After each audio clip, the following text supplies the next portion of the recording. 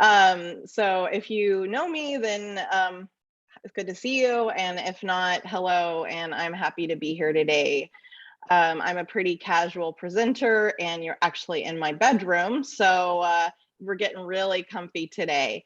And actually, I mean, I don't typically want to have meetings in my bedroom, but I do like the idea of being comfy with people. Like, I like to kind of just have a relaxed atmosphere, people to feel themselves. I think that's something is very useful in general.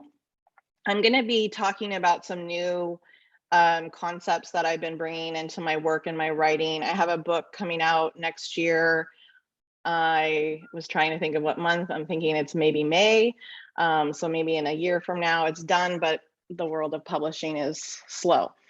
And it's on adversity and trauma and ways to what I call resource yourself. So I'm going to dive into that today with some specificity.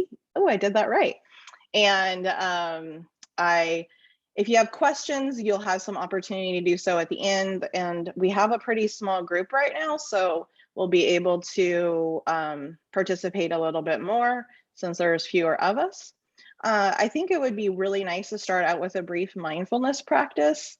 It always is something that centers me before I teach. I actually can say, even though there's so few of you and I know a number of you, I feel a little nervous today, which is kind of funny. One, because I guess it's important to me, so I'm a little more nervous maybe than usual, and also a bit excited to share new content. So what I find is when I offer a practice, it definitely helps center me too.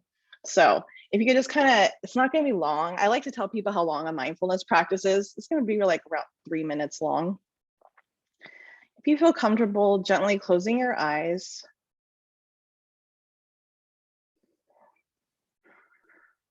If not, just fixing your gaze on something that isn't moving. If you can, perhaps putting your hands on your lap or by your side if you're sitting.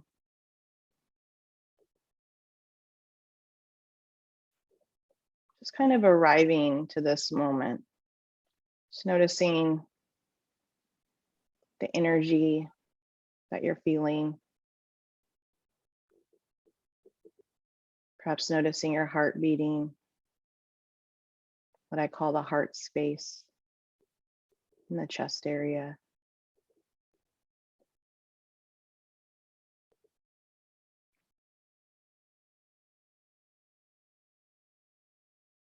There's this quote, energy flows where attention goes. So just noticing where your attention is going and where it is right now.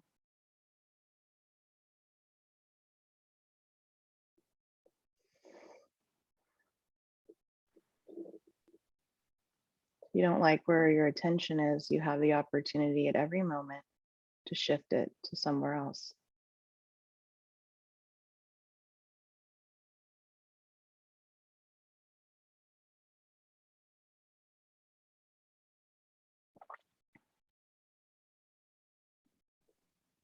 Just noticing the sounds in the room you're in.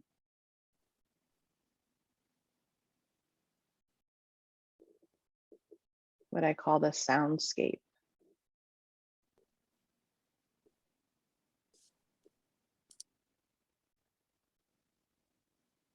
Might notice sounds widen,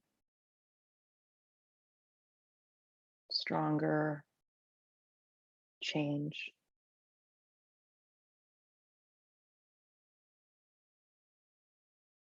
Taking that soundscape and now turning your attention to the body and just noticing your body as it's in contact with whatever it is you're touching.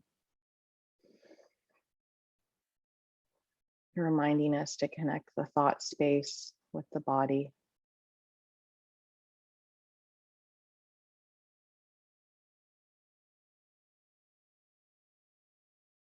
Turning inward toward the breath and just noticing it.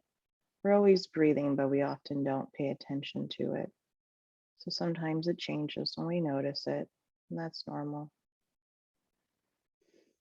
Just noticing what's here.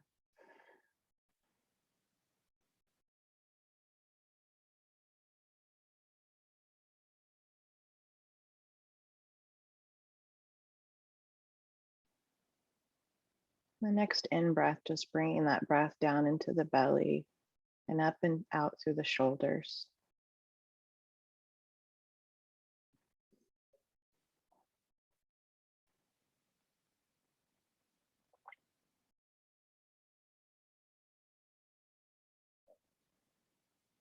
On the next in breath that you bring in to the belly and up through the shoulders, letting that be a opportunity to bring an intention with you from this practice to the rest of your day if you choose. Just thinking about something you'd like to hold in your awareness as we move into the rest of this day.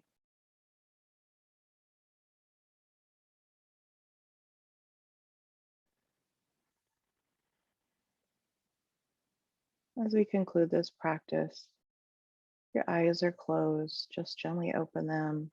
Let light come back into your eyes and come back to the room.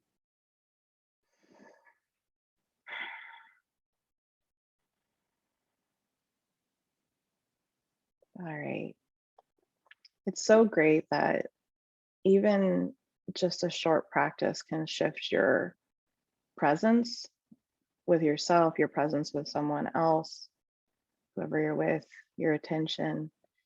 And not that every practice is going to be great or wonderful, but it's going to be different. You'll have noticed something. Maybe you'll notice that you have a headache, or maybe you'll notice that you're tired, and that's normal too. It's what noticing whatever's here. So I'm going to go ahead and kind of dive into the PowerPoint today. So today's topic, as it said, was to navigate and overcome adversity by what I call resourcing yourself. So we're going to dive into what these things mean and kind of unpack them a little bit over the time we have together today. Let me just adjust what I see and who I see. So the founder of the Children's Defense Fund, Marian Wright Edelman, says, "We have pushed so many of our children into the tumultuous sea of life in small and leaky boats without survival gear and compass." And I think that that's a pretty fair assessment. And I think, though, that we can teach young people the skills they do need so that they can function better in daily life and have a greater sense of well-being that I think is often neglected because maybe some of those skills aren't taught and harnessed and understood that they're deserving of them. They're deserving of well-being. They're deserving of living a healthy, happy life. There is a creature in the bottom of the sea. I always use this slide and the quote before it. It's like almost every talk I do, I talk about these. So the sea tunicate, otherwise referred to as a sea squirt, is this undersea creature that eats its own brains. And when I first heard about this, I was at the Mind and Life conference with the Dalai Lama, and I think it was the Dean of Education, I'm pretty sure was from Harvard, discussed this. And I was like, where is he going with this? I was like very lost because I'm like, why are you talking about some really random undersea creature that eats its brains? What does that have to do with this? And then I think about that quote I just shared with you, and it's like, are we arming our young people to be successful in their adult years? Are we arming them to respond instead of react, to make thoughtful decisions, make choices that are supporting their well-being? And what I find is that we ask youth to do a lot of things that we don't necessarily teach them how. We hold young people accountable, let's say, to make good choices. But what if their models aren't the best? What if what they see with their friends or the internet or their families are actually things that are negative coping behaviors or self-harming behaviors, or that can cause them problems? We ask young people to pay attention, but when are they taught to pay attention? Aside from pay attention, like there's this derogatory kind of connotation around that. And as I said in the practice, I said, where attention goes, your energy flows. And it's very interesting because that is really connected to neuroplasticity and our brain's ability to change. And we grow stronger neural connections the more attention we give to whether it could be the positive, but it could also be the negative. And because of our ancestry and our wiring, we are wired to tilt toward the negative. This is called the negative selection bias. So it is really important to teach young people to do the things that are supporting them and supporting their health and wellness, and teaching them to kind of fight against that negative selection bias, that tendency to look out for themselves, to preserve their, as a protection, people look through the lens of something negative and as a protection. Some of that is useful and some of that is not so much. But nonetheless, we can help and teach youth things that we aren't teaching them. When I first actually started writing this question, I always had attention in the blank. You know, we ask youth to pay attention, but do we teach them how? And over the years, I've learned that you can put a lot of words in there. We ask youth to care for themselves, but do we teach them how to engage in self-care or compassion or any of those really wonderful things that as adults we learn are very useful that I wish I knew when I was a teenager, for example.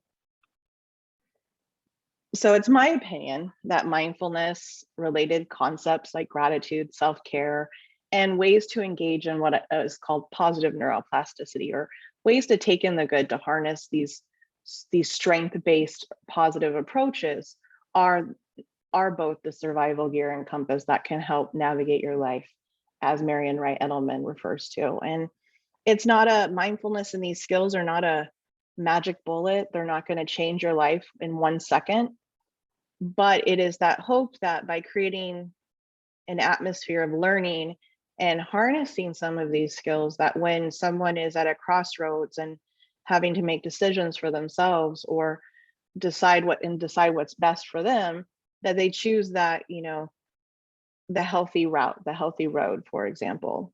So I'm going to give just a little background to the impact of early life stress. I'm sure a lot of you are familiar with ACEs, so I'm going to talk a little bit, just briefly, about the research that comes from the ACEs and how that's going to inform the work I'm going to share with you today on the A's. So, and you'll see a lot of flowers in my PowerPoint today because it's spring and summer and my artist just drew them and I love them. So even though the slides might be a boring topic, I use a lot of art and imagery because I like it myself. So childhood adversity, not poverty per se, is a social determinant of poor health outcomes.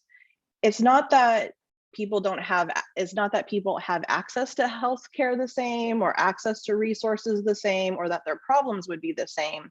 But looking at adversity is a useful determinant at looking at what happens to someone later on in both their mental and physical health. So ACEs, that I'm sure many of you are familiar with, is the Adverse Childhood Experiences inventory.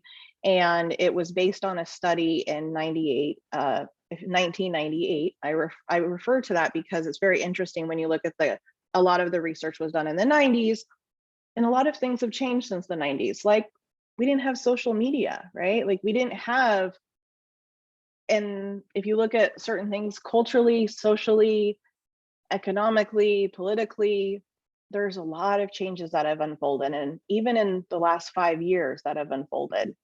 And so what's really wonderful about this landmark study is that it talked about the relationship of childhood abuse and household dysfunction and trauma, different adversities, these 10 different adversities, how they can impact someone later on. It's kind of very simple when you think about it. It's like, okay, if you have a lot of adversity, you're maybe going to have a harder time in your adult years. Kind of does correlate, not always. And when you look at like resilience, why do some people get out? Why do some people thrive? Why do some people, despite really adverse circumstances, do well? That is not the majority, that's more of the minority. So the idea is that those who experience some of these 10 adversities or childhood experiences that are traumatic or difficult are going to have problems with their health, with their, with obesity, heart, cardiovascular issues, drug and alcohol use and abuse, etc. So in your packet, so there's going to be a packet provided to you, and a summary of these slides are going to be sent to you in chat, and Tracy will make sure people get them if they don't get them in the chat area. So when I looked at the ACEs, the traditional ACEs, I didn't find I found most of them were just lists on a Word document, just text. So I had my artist draw them, the ACEs, and that is here for you. And you can use this with your clients or students or whomever. And the ACEs fall under 3 categories: abuse, neglect, and issues within the household. There are some, it only looks at 10 things, just to point out. And I think that there's a lot to look at that come from within that are not included on this. So this is a lot of things that someone might be experiencing abuse, but it doesn't look at issues a person themselves are dealing with, such as mental health issue themselves. Or if, for example, when you look at this and you look at within the household and it says violence toward mother, what if there isn't a mother in the home, but they're witnessing violence? What about separation, but maybe your 2 caregivers aren't actually your parents? I just want to point out some of the things that are a little limiting here, and I will expand on them when I go into the A's. There's nothing wrong with the ACEs. In fact, it has definitely garnered a lot of attention and traction the last few years, probably more than few years. So if you would like to use or currently use the ACEs, I encourage you to use this. I think it's more accessible to young people than reading it line by line. It's going to obviously, talking about things like this can be difficult for some people. And I like to think about it as a barometer of things you've gone through. A lot of times people experience problems but don't know why. So maybe they have problems relating to other people or difficulties with, getting into fights or making poor choices, but they don't necessarily realize how the adversity they faced or things that have happened to them impacts them now. And so by asking young people these questions and assessing them, that's going to provide you, the person interacting with them, the adult, a lot of potentially useful information that could help kind of guide how you work with someone. But do know that it could bring up a bit of a difficulty too by talking about hard things. And that's where mindfulness can help to kind of ground you, to bring you back to this moment if you're feeling less in your body. I think it is important, though, to note that it's very important to be trauma informed and understand how mindfulness can be used in a way that can be difficult if someone has experienced trauma. So I highly encourage, mindful walking, or what we call a body scan, more physically grounding activities than those that would be kind of targeted toward the breath and the breathing. That can be really hard for people who have experienced trauma to first focus on that. It's not that breath and breathing can't be attended to. It's just that you want to be thoughtful about how you introduce something to a group of, or to somebody or a group of people. So when you look at the ACEs, the idea is that, the results show that at least 67% of the population has had one of those 10, 12.6 had 4 or more. And as you can imagine, the higher the ACEs, the more categories you met, the poorer health outcomes, and also greater risk to your health in the future. Sorry, I don't know what this means. Microsoft PowerPoint would like to access the microphone. I don't know what I hit. Okay, I'm gonna turn that off for a second because I think I must have hit a button I've never seen before. So just give me 1 second. I saw that it started adding in captions. Yeah, so maybe it was. Yeah, hopefully when I share it again, that won't be the case. All right, I think No, live transcription has been I just added those via Zoom because I know sometimes people like that. So that was something I just did on the video. Ah, okay. Okay. So that was interesting for me. So back to the ACEs. The idea is that trauma in childhood is going to be connected to risky behaviors and teen years and your adult years. And when you look at the research on ACEs, it focuses mostly on children or adults, but not so much with adolescents. And in fact, most of the work that with mindfulness even is with younger kids or with adults, but for some reason that those teen years often get missed. And what's unique is that adolescence is a really interesting opportunity. It's a key window to intervene to address the short-term and long-term impact of trauma. If we intervene in these years, it can be very preventative for health issues and just as someone's moving into their adulthood. Over half of adolescents aged 12 to 17 in the United States has been exposed to at least one of these experiences on the ACEs, and 1/4, or 28%, experience two or more. And when you look at the ACEs, by the way, it's looking at childhood. It's not necessarily looking at things that happen to you specifically in your teen years. And the ACEs is filled out by people of all ages. And in fact, it was originally used with adults. And I think as we've moved forward in our ACEs and ACEs research, people are completing it, thinking about themselves not only in their childhood years, but their adolescent years. But I feel like something very specific to encompassing and including things that could also happen in your teen years is very useful and helpful. So I've come up with what I call the AYES, AYES, or the Adverse Youth Experiences Inventory. So I've come up with this and that there's 4 different sections. So I'm going to dive into it just a little bit. And you have the next 2 slides, which is the AYES inventory, in your packet. And feel free to use this to help you further assess what's going on and the adversities in the lives of those you're working with, whether they're an adult or a teen. So the first section are, what are issues someone themselves is dealing with? So mental health issues, more specifically substance or alcohol abuse, chronic illness like a physical health problem that's debilitating, issues regarding sexual identity, gender identity, issues around their ethnicity, their racial identity, impact of issues with the legal system, and or other disabilities or things that they're doing that are engaging that are harming themselves in some way.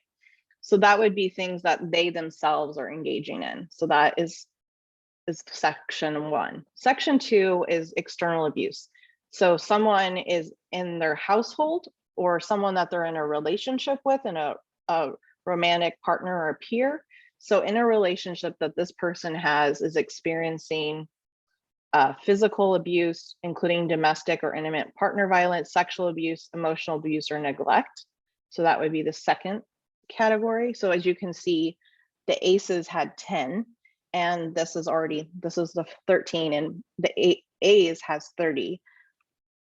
So the third section is your family or your household system. So in the family that this person is living in or in their environment is dealing with, whether it's a parent, a legal guardian, a sibling, someone who's just staying in their house that is there, a family relative, whomever it might be, like maybe it's a roommate, who knows, whomever is in their household system, not just their immediate family, not just their biological family.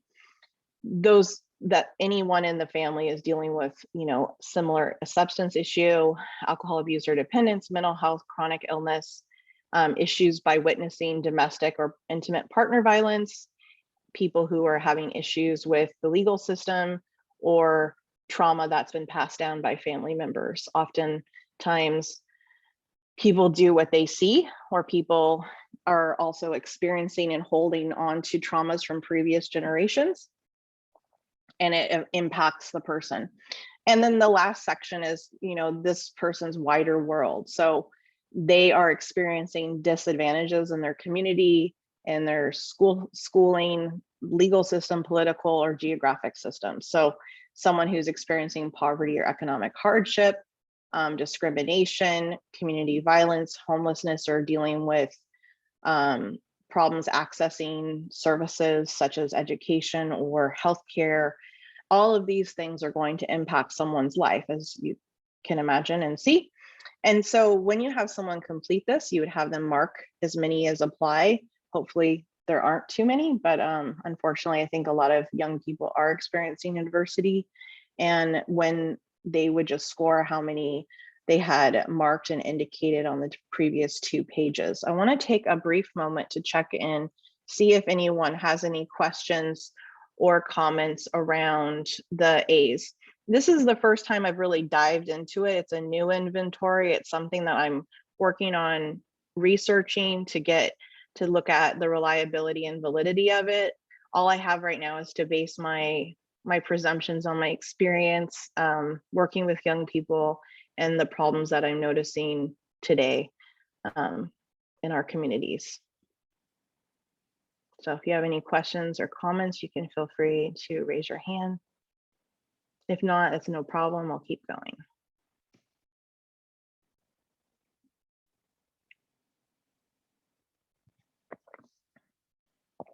All right, it's hard because as I'm reading this and teaching this, it's heavy stuff, this is like, it's not, a very easy thing to digest and talk about, but it's so important and someone needs to talk about it and someone needs to look at it because all of us in here have experienced some sort of adversity or trauma in our lives.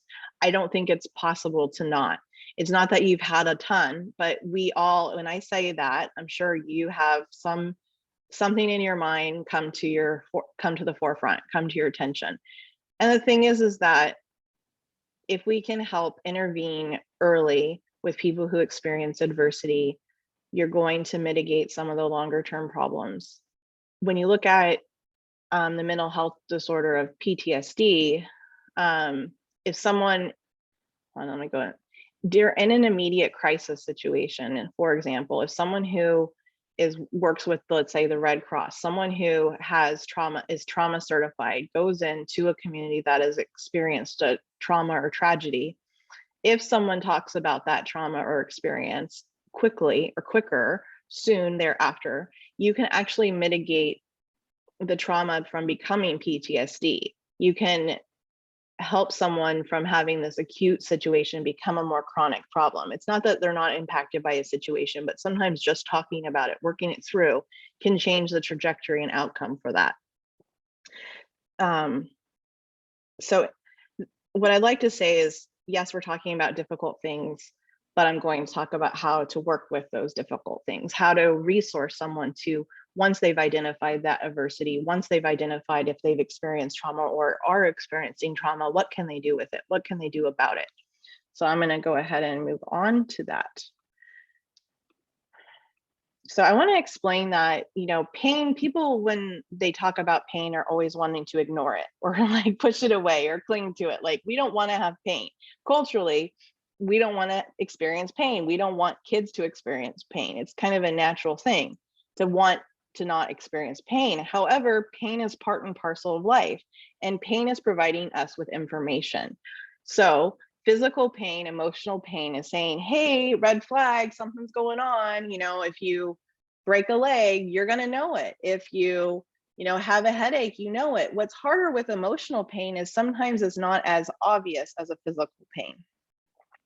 Nonetheless, pain is information. Our body is constantly providing us information that wants to be listened to and heard, like a phone. So our cell phone tells us when it needs charging. Our cell phone provides us with lots of notifications. Well, our body does the same thing. So stress, in a way, is our body's, alert system saying, hey, you need to do something. Something's not in its balance, not in your homeostasis. Your body's providing you information. Same with pain. So the stress, though, when you look at the actual organic official definition, is basically the brain or your body responding to a demand or threat. It's like, hey, listen, pay attention to me. And pain wants to be heard. Stress wants to be attended to and dealt with. The longer we push it away, we make our overall suffering worse, in my opinion. So when you look at the typical stress response, what is often referred to as the Erkes-Dodson curve, basically it shows that when you have here's a stress level from low stress to high stress, and then here's your performance: poor performance, good performance up here, and unhealthy to healthy up here. So as someone gets some amount of stress, what's called eustress or good stress. Some stress is good. Most times when we talk about stress, we're like, oh, stress is bad, get rid of it. Stress, even bad stress, is information. Is what we do with that information that can change it. So as you experience some amount of stress, you will know you're more alert, because your body's like in alert mode. It's like, okay, is this dangerous? Is this situation dangerous? And a lot of different hormonal things change so that you become more alert. You also, though, you have an enhanced performance ability and productivity. For example, someone who's about ready to make a kind of a game-winning shot in the NBA, that's a lot of pressure, right? Like, just can imagine, you have people, the opposing team raising things, I don't know what they're called, so you mess up, making it hard, making noise, so that distract that person, and that person is super, super focused and makes that 3-point shot. That's what I call this optimal point. It's this point where there's some stress, enough stress to kind of increase your alertness, increase your performance and productivity. That actually is useful to someone. Have you ever waited kind of towards the end to kind of, when something was due, a project was due, and it kind of motivated you to get it done? And sometimes we need that kind of push. However, have any of you waited to a kind of the last minute to get something done, and you waited too long and then you couldn't do it because you were in too much stress?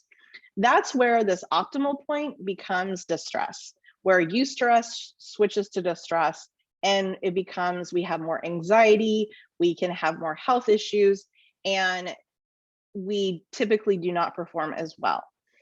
And so this typical idea is that we go through this with any type of stressor. Sometimes stress is good, sometimes it's bad. And the idea is that eventually we go down to baseline. So there's acute stressors during our day, and they resolve, and our stress goes back to what we call a baseline. And here's what the research kind of points to. It's like, okay, you have an event, it goes back after some amount of time. If distress continues on and on, acute stress then turns to chronic stress.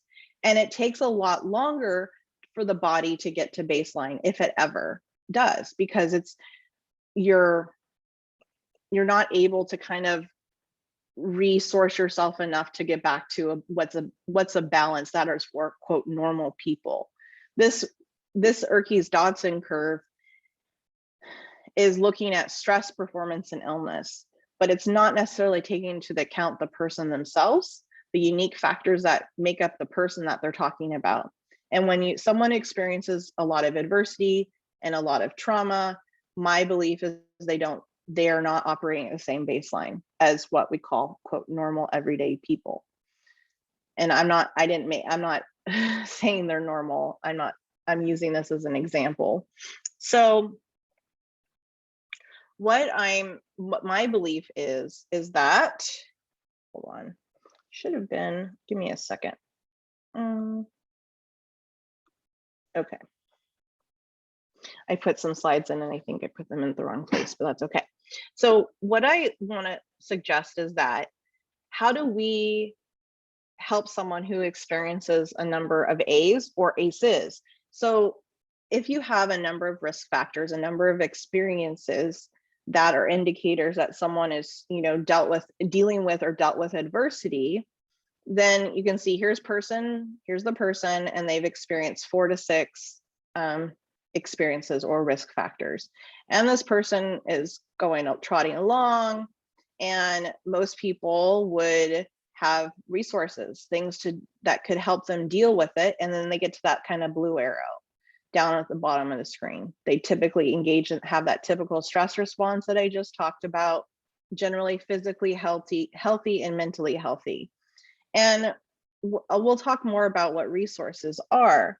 But the idea is that when someone doesn't have a lot of resources, that problems were going to shift and change. And as you look up the continuum, it goes from this typical stress response to someone who's more in chronic in a chronic state of stress, and then what I call prolonged, or other people too call prolonged and toxic stress. So this is at a continuum of the stress response.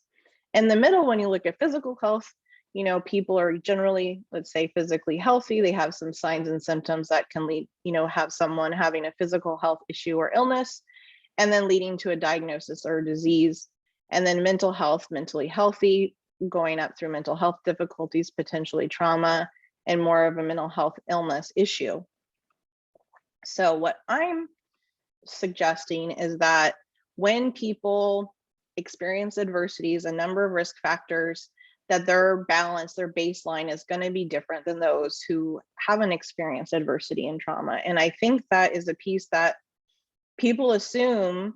I think that people can get back to a place where they're generally okay. The thing is, people who have experienced a lot of adversities or trauma, for example, are going to have something such as hypervigilance. They're going to be more aware. They're going to be more alert. They're going to be on the lookout for potential danger, for potential threats.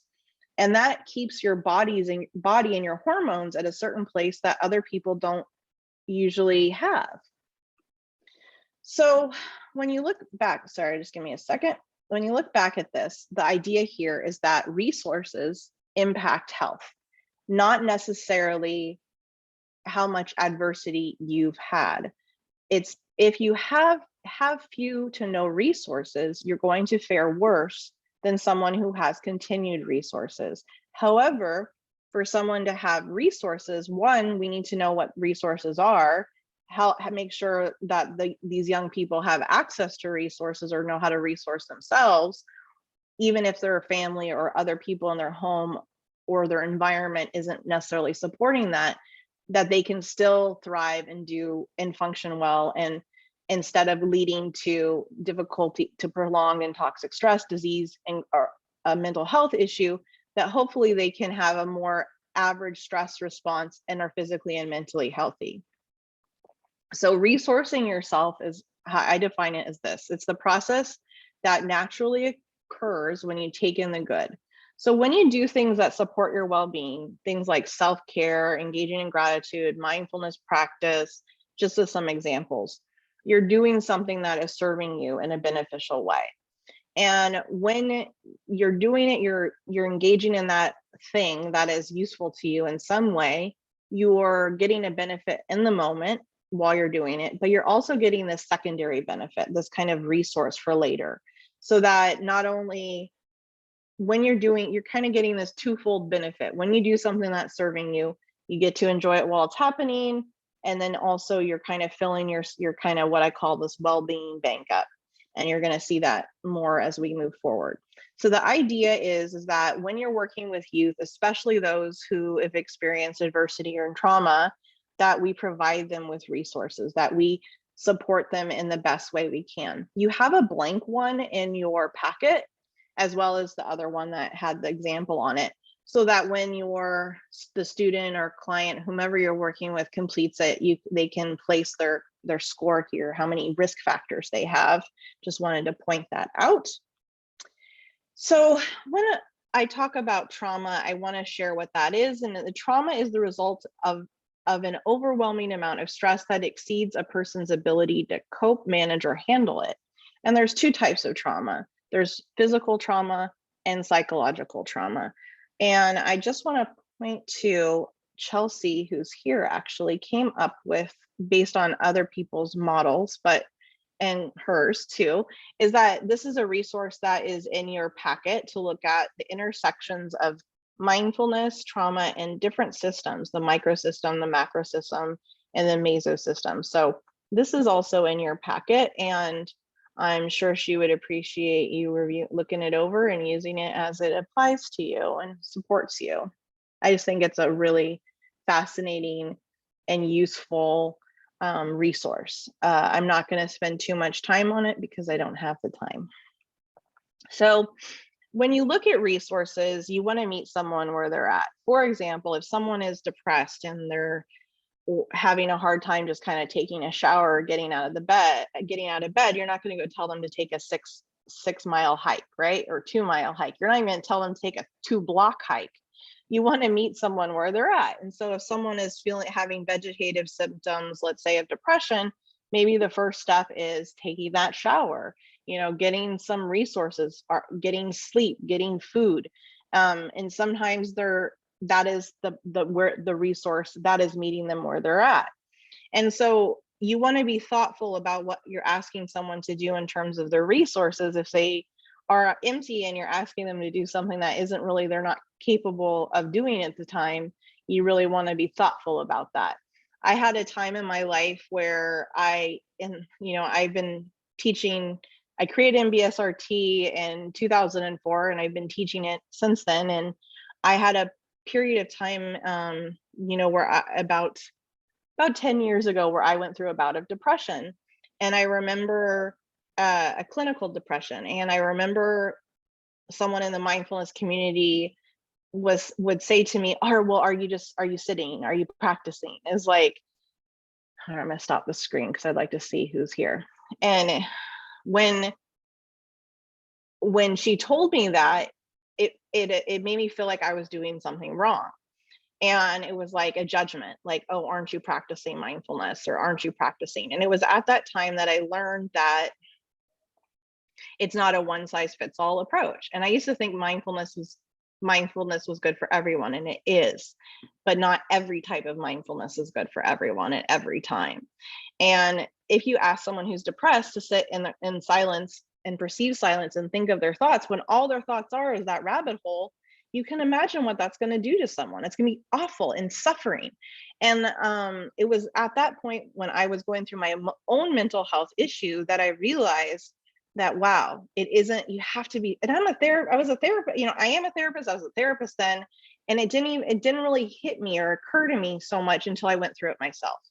And so, but body scan was great for me. Mindful walking, engaging in like getting outdoors and seeing things that I enjoyed, like visually appealing things, like going to the beach or going for a walk or going to nature. All those things were supporting me and supportive to me. And as you can see, I could use vitamin D always, right? I need sun. So, okay, there you go. Some people are here with me. Okay, just checking.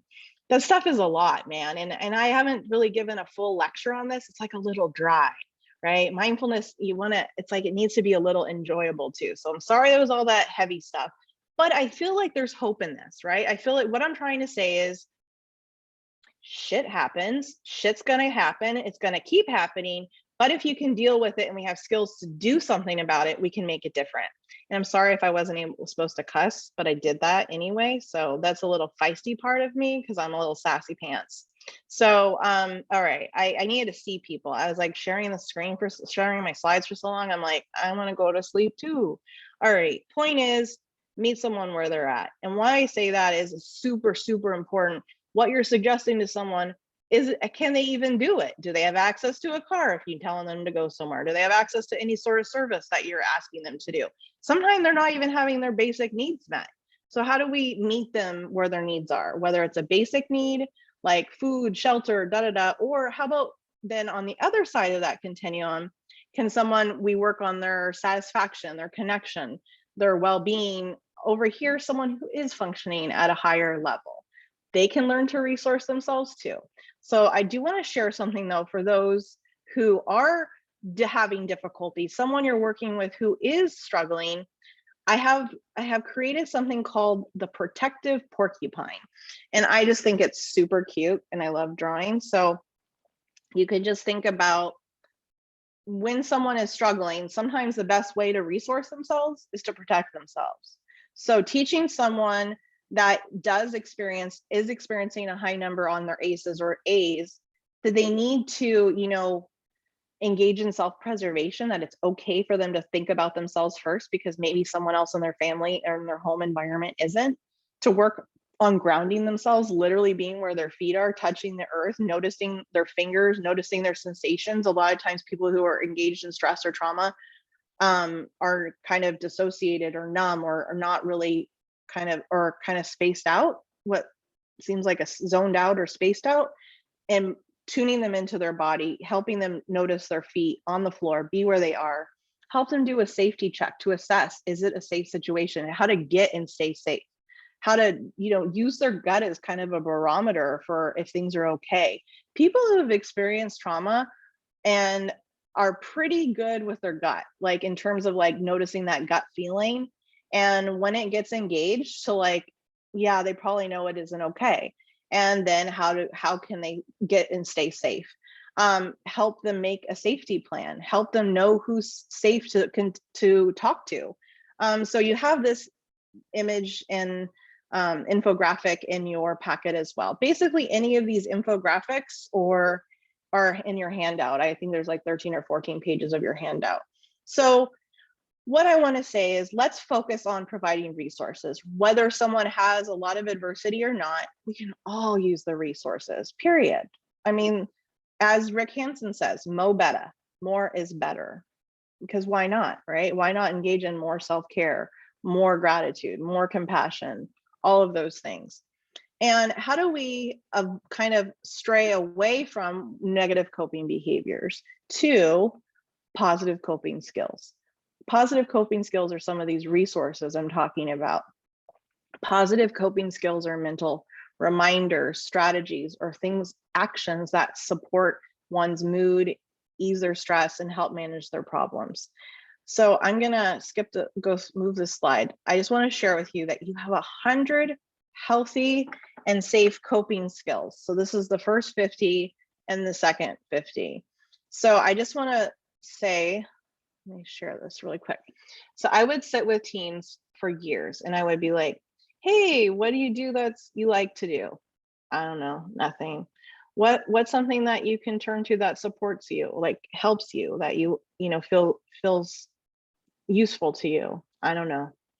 I would get these like even the most like, I don't know, I'd say 75% of teens would respond with I don't know or nothing.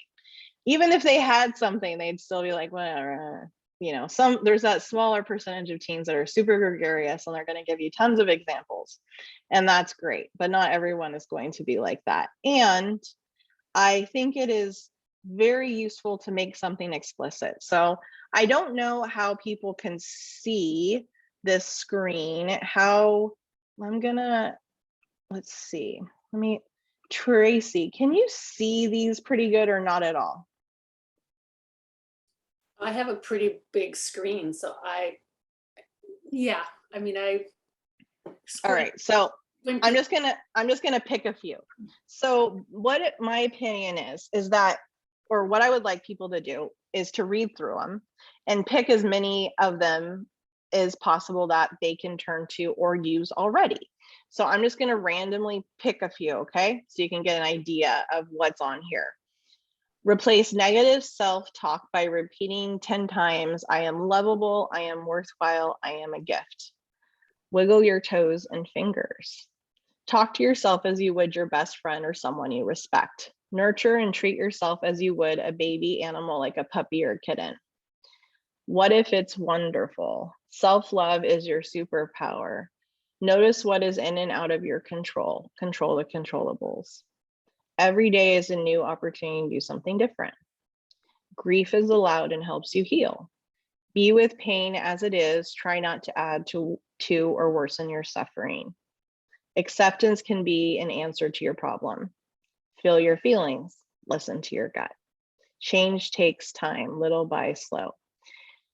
As you can see, each of these is some sort of positive coping skill. It's something they can turn to. It's something they can do. It's a reminder. When I just mentioned it is a mental reminder, these are mental reminders, strategies, or actions that support you in some way. And even people who are thriving and functioning completely at their best can also use these too. I mean, it's not that it's only for people who are suffering. These are resources that we all have moments, and we have moments where we can use them to help us in hard times. But there's also just a ton of skills to remind you. For example, resource yourself with HOT. Have open and taken beneficial experiences. Everyone can benefit from that. Let's see. Every day is a new opportunity to do something different. Everyone can benefit from that. Listen to your gut. It's useful to do. And so it's making accessible resources so that it's just not like, oh, go and do something good for yourself, or hey, go and resource yourself, or go and do a healthy coping skill or a positive coping skill. It's like, what is it? Well, here's a whole list of 100. So what I like to have people do is to mark as many as apply to them, and to kind of come up with a list of your top 10, your top 10 list, and something that is relevant to them at the time. So I think this is awesome, by the way. I'd like to ask if you have any questions around this list or around positive coping skills or healthy and safe coping skills.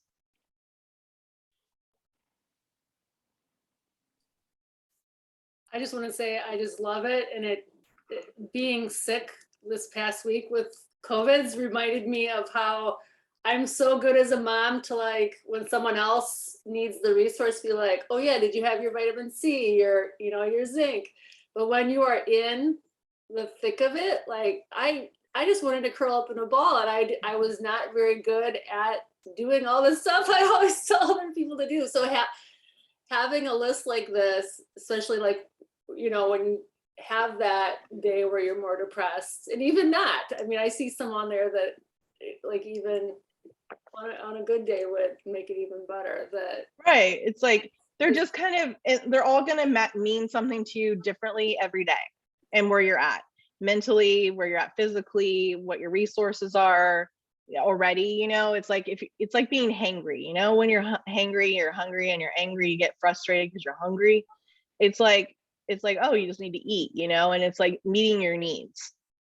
And so this is kind of meeting your emotional hunger. It's like satisfying the brain for what it needs and filling itself up with what it needs by attending to what kind of stands out to you. Like, you can look at the list and you can see something probably different every time, because it's what maybe you're attracted to, or what you need, a need that needs to be filled, for example. Any other comments or questions for me? And someone's asking that they don't see the list. Did I put 2 PDFs? I like uploaded them to the chat box. Were people all If able they to access that? if they signed in after you shared it, they won't have it. I know Carrie was on at the beginning though. I did. Oh, okay. So I can share it one more time here. And I'm also going to share, just really quickly, because I had it in the box, information, like a form for attendance if you're working towards getting clock hours with your membership with us. But so does anybody want me to re-put in the chat box those PDFs that has like that? Yes, okay, I'll do it one more time.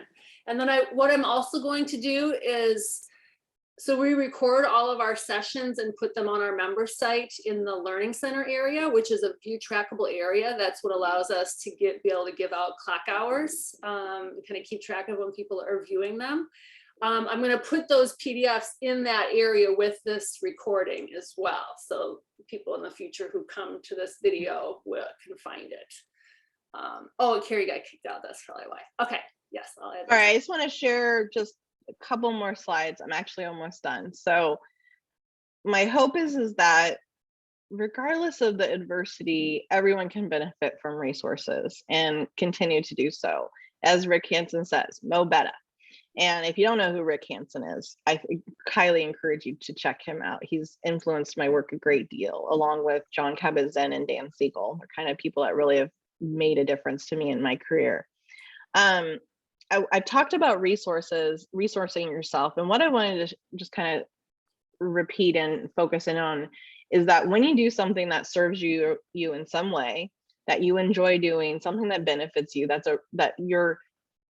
it's a beneficial thing to you in that moment. You're getting some benefit in that moment, but you're also resourcing yourself and getting a benefit later.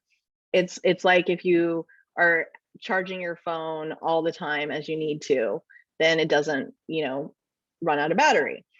Similarly, I have what I call a bank of well-being. And so you have the power to change the trajectory for how your adversity and your trauma impacts you The idea is you want to do things that support your well-being. For example, work on letting go of things, forgiveness, self-love, acceptance. All of these things are things that um the list of healthy and safe coping skills that I just shared with you: self-respect, engaging in positive neuroplasticity, self-care, compassion, taking in the good that I just mentioned, gratitude and mindfulness practice. Basically, you're adding all those coins to your kind of well-being bank. So when you do any of these things, they're useful to you in the moment, and they kind of serve you as well as a benefit later. It's much easier to deal with something if you're not depleted, as you know. So you also have a blank one in your packet where you can generate kind of ideas with someone you're working with, or what are the things that support them, nourish them, fill them up. And they could be the same things that are on the previous slide, on this slide, but you can work with someone to kind of add coins to their own bank, and what that would look like. So I do have a couple slides I just want to share with you. I offer different teachings and different offerings, and there's a slide about this. This is in your packet, and I've written a number of books. The handouts in the things that I've talked about today are going to be in a book that's coming out next year, so you're getting them before it's out in the world. And if you want, just so you know, also on my website, I have a toolbox of free resources. And how you find that, let me move this, is if you go to stressteens.com, and on the top right of my website is called the Stress Teens Toolbox. Everything on that page is free, and there's tons of handouts. And also on my website, there's a ton of resources. Under this resources section right here, there's a resources page for professionals, for teens, for parents. And there's a ton of things someone can watch, and downloads and audio practices and all those types of things. And if you want to reach me, you can contact me at training@stressteens, and I will turn it over to Tracy. Yeah, thank you. And I think we'll have time where we'd love you to lead us in maybe one more practice, maybe a body scan or something. Yeah. But I do see Lisa asked a question that is it here we will find those links? I'm not sure what she means by links. So in the packets, one of those PDFs is Gina's slideshow. So all the slides you saw today are in there. And then the other handout is that the toolkit? The toolbox is just on my website, but the handouts you have, and then you have the PowerPoint is just 6 slides per page, a summary of the PowerPoint today. Yeah, so or Lisa, do you want to ask your question and just unmute yourself and ask it of what you mean by the links? Maybe we'll be able to help you then. But all of those great pages, the A's pages, and the 100 resource, the little checklist, those are all in that PDF that says handout on it. So hopefully that answers your question. Any questions from anybody? Has anybody read any of Gina's books? She has one specifically, or the mindfulness-based stress reduction workbook is one of my favorite ones. And I feel like that. And then this is my new favorite, Taking the Good. I just love how it's like a workbook in itself. I mean, you kind of have a feeling for what she gave in her presentation here, but it's like the whole book. It's I feel like the A's. I immediately thought, because I like a freshman health class, how they cover so many of those hard to cover topics, but necessary topics.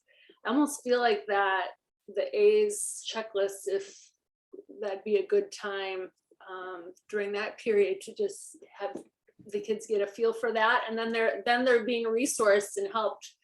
It's almost like that checklist would help for what to put in a health class of that type. So it can really, if you have the opportunity to review with someone what they've marked, you can really tailor your work with a classroom or with an individual person based on what people are marking and based on how much adversity someone's experienced or experiencing.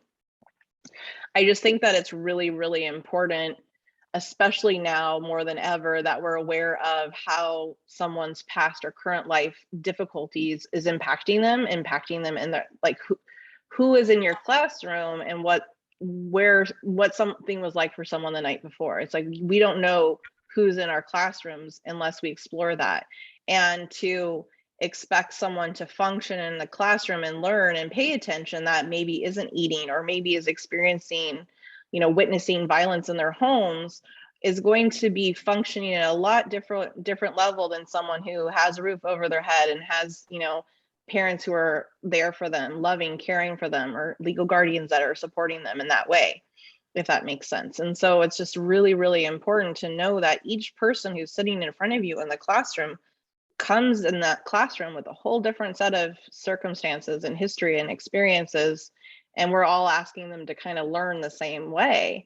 And I feel like it's hard because what I feel is that teachers are being asked to be therapists and be parents and be so many things to these kids when you have a full classroom. And then also, if you think about it too, it's like your own resources yourself, right? As someone who's in that helping profession, it is so hard to kind of keep it all balanced, to support yourself when you're giving to people all the time. I talked to my class recently, at my professional class, about rigorous self-care. We see rigorous self-compassion, rigorous this, rigorous that, rigorous honesty, right? But what about rigorous self-care?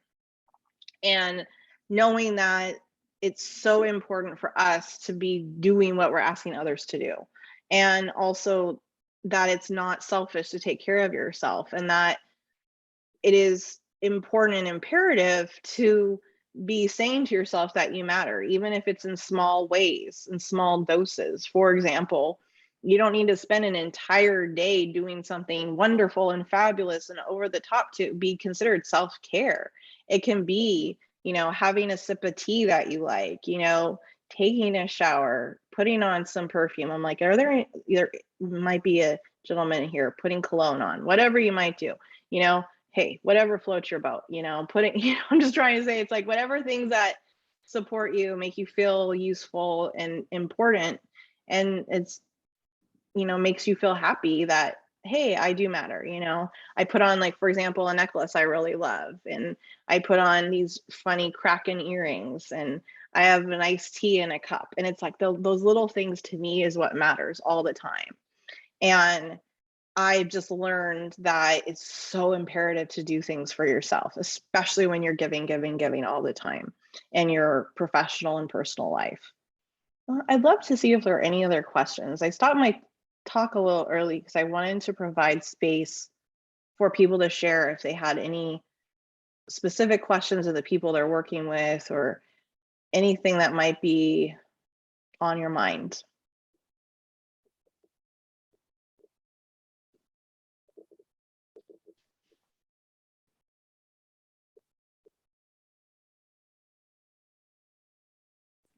I don't know if anybody'd be willing to share about maybe reflection on any of the ACEs training that they've done so far. I know there was a thread on Twitter recently where people were kind of sharing some things that weren't done very mindfully during these trainings. For instance, someone brought up that they had to get with a partner and kind of share their ACEs score, or it was kind of like they didn't want to share their ACEs score,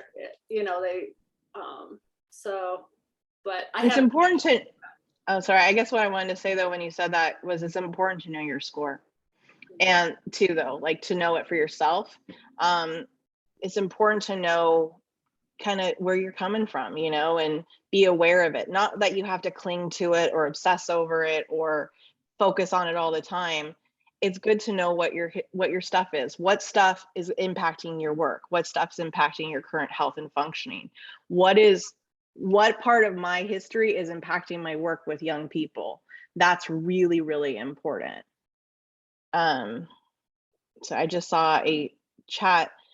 Someone Susan wrote, my mother died in October. Your list of coping skills will be helpful on bad days like her upcoming birthday. Oh, that's a lot. And I am sorry to hear, and I appreciate your being so transparent and sharing.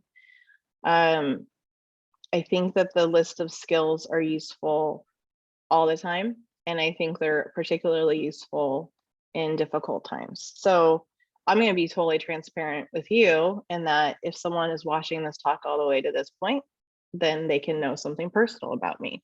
So I am actually in May 7.5 years sober. And the way I originally came up with these healthy and safe coping skills was I was in rehab, and there was a list of all these skills, and they're safe coping skills. They had to do a lot with adults with like relationship issues or, just poor coping. People who engage in to the point where they would need to go to rehab are not engaging in alcohol or drug use because it's something they enjoy. It's because they don't necessarily know what else to do. And why I'm sharing this with you is I remember being at a very, very, very low point in my life and seeing that list on the wall on a poster. And I was like, oh my God, this is so useful. Like if I could have just seen those things like before that, before being in a rehab and looking at the wall of these wonderful things. And it was by Lisa Najavitz, Najavitz or something. Lisa Najavitz, I'm not sure exactly the spelling. Amazing stuff out there. She has a workbook on trauma. She created this cool list of skills that aren't my skills, but cool skills. And it was at that point where I was like, wow, this would have been, I wish I knew this. And so it's kind of where I got the idea for coming up for a list. It didn't have 100. I don't think it didn't even have close to that. I don't believe. But over time, I've had different iterations of this skill list that you have. And I think the current one is the best. A lot of times they're tailored to the book that I've written. So you have to kind of know the book and the language in the book to make those make sense. This list, I think most of them really are full sentences, full like ways to really engage in that coping skill. So there, a little something personal about me. I'd appreciate if you didn't share that on social media or outwardly, but I think it's important to be transparent. I think it's important to know where you come from and know where your edges are, and it helps you, I think, be a better instructor, a better teacher, a better therapist, whatever profession you're in. I'm not saying you have to have some tragedy or trauma or strong adversity to do this work, but it's really useful to know what's kind of been difficult for you or still difficult for you.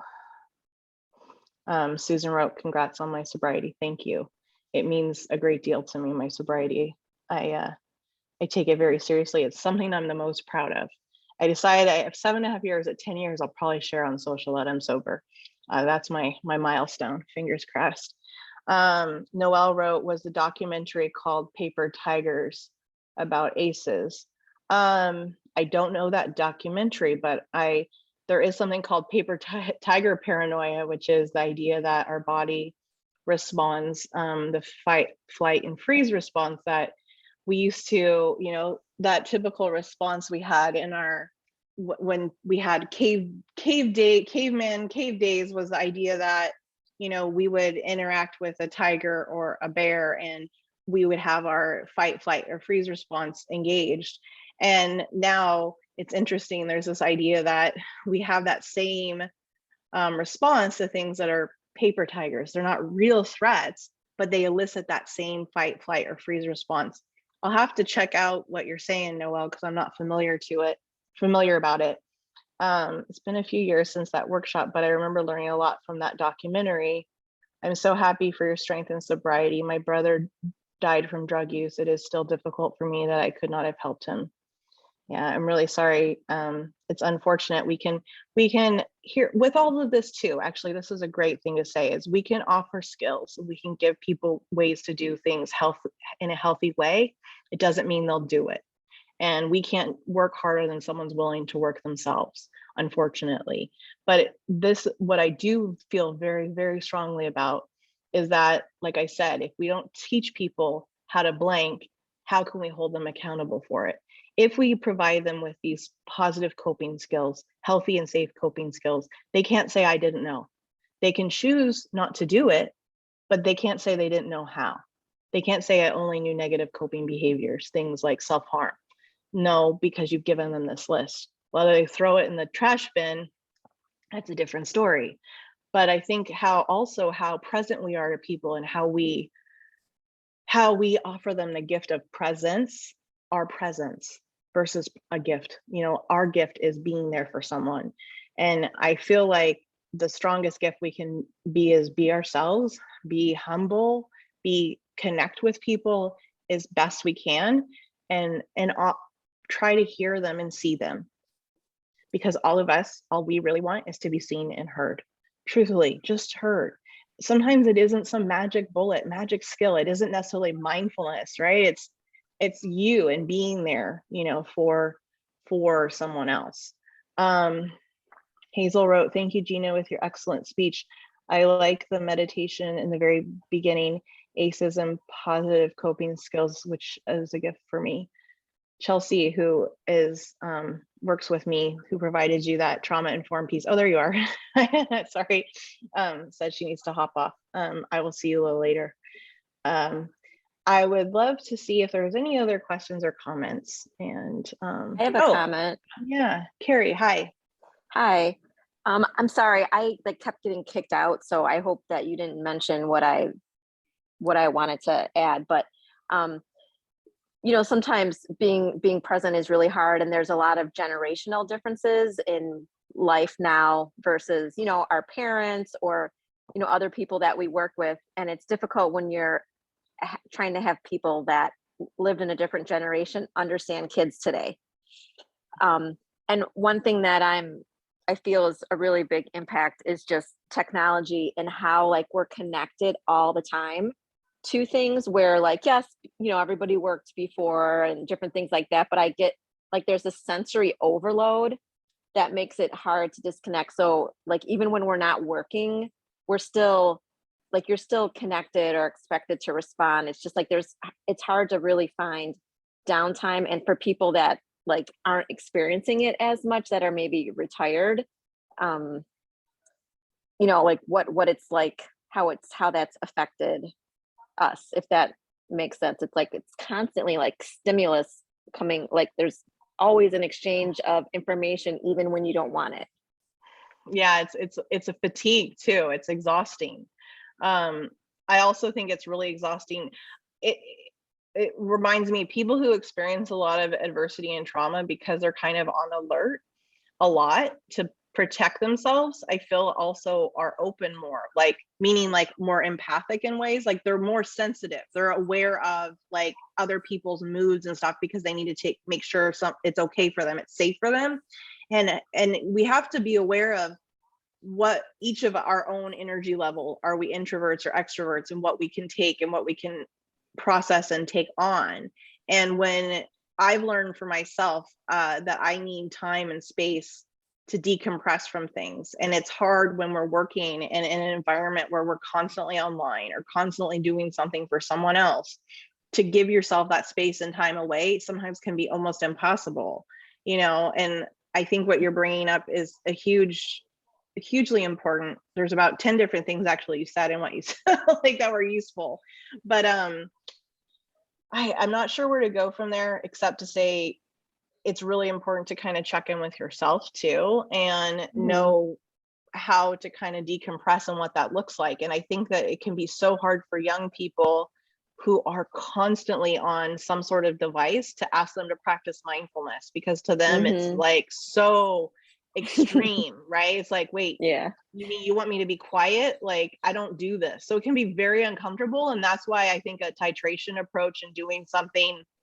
a gradation of teaching them something that's more, physically, doing a scan through your body, or noticing a sense awareness practice where someone's paying attention to what they see or what they feel or what they hear, so that it's not just all of a sudden you're telling someone to just put all their devices away and just sit in nothing. And that is going to be that's not a great place to be. It's a skillful way to provide someone with mindful skills that is going to be useful to them. And as you can, it's like working a muscle. You want to start slowly. You want to start with a more guided practice, maybe a more physical, something that tunes them into the body. Also, because we're all up here. So often we're in our head space and not in our heart space, not in our feet, paying attention to the ground and being where your feet are, for example. And I'm so glad you shared your video. It's much nicer to see you. So thank you for that. Yeah, and I appreciated that you said how long the mindfulness is going to be, because sometimes it creates anxiety. Like if you don't know, like related to what you said, like I'm much more relaxed if it's going to be a short period of time. I have to like mentally set myself up to do that. It's really, really important to tell people how long something's going to be, because 1 minute can feel like 10 minutes. And then what happens is you're trying to offer someone a practice and all they're thinking of is, when is this going to be over? How long am I going to do this?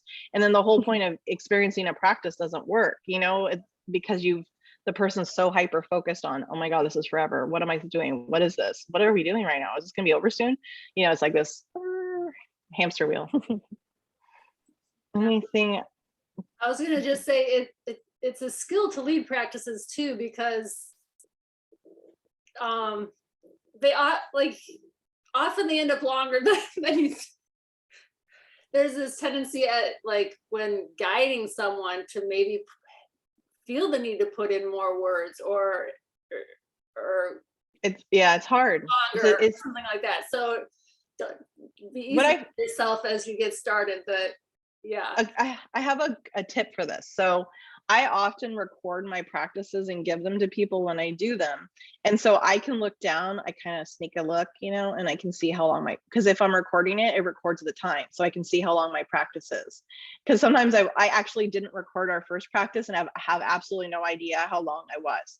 And the thing is that sometimes, just speaking candidly, sometimes I'll be like, okay, it's like a 6 or 12 minute practice I'm doing. And all of a sudden I'll look down and I'm like thinking I'm really far along and it'll be like 3 minutes in. I'm like, oh no, like, okay. Like, or sometimes I'm like it's one extreme or the other. So sometimes I'm not a good judge of that, because when you get into offering a practice, you kind of can get into the practice. So it's like, judging time is kind of a weird thing. And so I highly encourage you record it, because then it and I set my screensaver off. So like my screensaver doesn't go on. So I can see, as long as I want my practices going on, I can see that it's still going and what time it's at. And I can share it with the person. I always share it with people. We can text it, we can email it. Then they have something to practice with. If you can record the practice you're teaching, then they have the practice they actually did with you. They have it. All right, I'm gonna be quiet now. I'm put to you, Tracy. Can I say something else? Yeah. Well, I don't know, but I think so. Yeah. I was thinking about how there's been times with students where I'll say like, okay, I'm going to do a short practice, like 5 minutes or less. And then I don't tell them the amount of time, but then I ask them how much time it felt like, because I realized that the sense of time is, very different given what you're doing. And it's really interesting to see what they say, because usually they'll say, oh, that was, I thought that was longer. And so I think it helps them to realize like, you can do this, for a short amount of time, and it doesn't always feel the same way. Absolutely. Because every time you're doing a practice, you're different, right? Your circumstances are different. And whether you slept, whether you ate, whether you had a good conversation with the person right before, whether you have a test coming up or you got something stressing you out, all those things are going to impact your practice.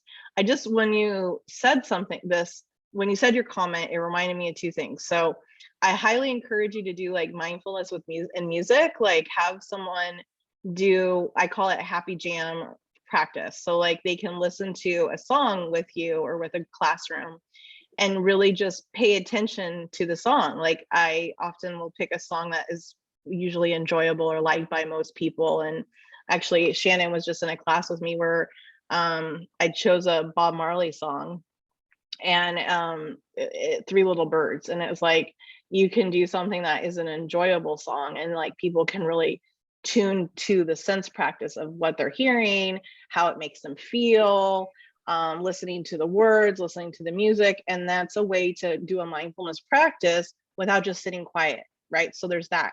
That's kind of an alternate practice. And then another one is having people take pictures on a mindful walk, taking pictures of what catches their attention. And things, what I love to do is ask people to take 5 pictures of things that catch their attention, but make sure one of them is something that doesn't seem to fit or doesn't belong. And if you remember, like there's these magazines called highlights when we're younger, where you're looking for things, or Where's Waldo and you're looking for things. Interestingly, in our brain, when you ask someone to look for something that doesn't fit, you're automatically going to pay attention in a different way and with a stronger sense of attention, because I asked you to do something that isn't what you typically do. And also, it's always interesting to have people share, if you're in a group or in a classroom, after they share, to have them share pictures with the rest of the group. So it's interesting when people take pictures of the same things or different points of view of the same thing. And also I have to tell you, it's the funniest things like people will find in a room, like somewhere, like there's always something strange somewhere, like that doesn't fit, doesn't seem to belong. If people can walk outside, it's always great to walk outside, permitting safety and weather. And also though, if you have people do a mindful walk outside, make sure you're monitoring, because as Shannon, I've said this, I've had teens go and make out with one another and sneak off. So, teens will be teens. So always expect that. But I just thought I'd give you a quick overview of 2 other practices that you could do that are engaging and are a little bit less like, how long has this been, Awesome. All right, that's what I got to say. Thank you, Gina. And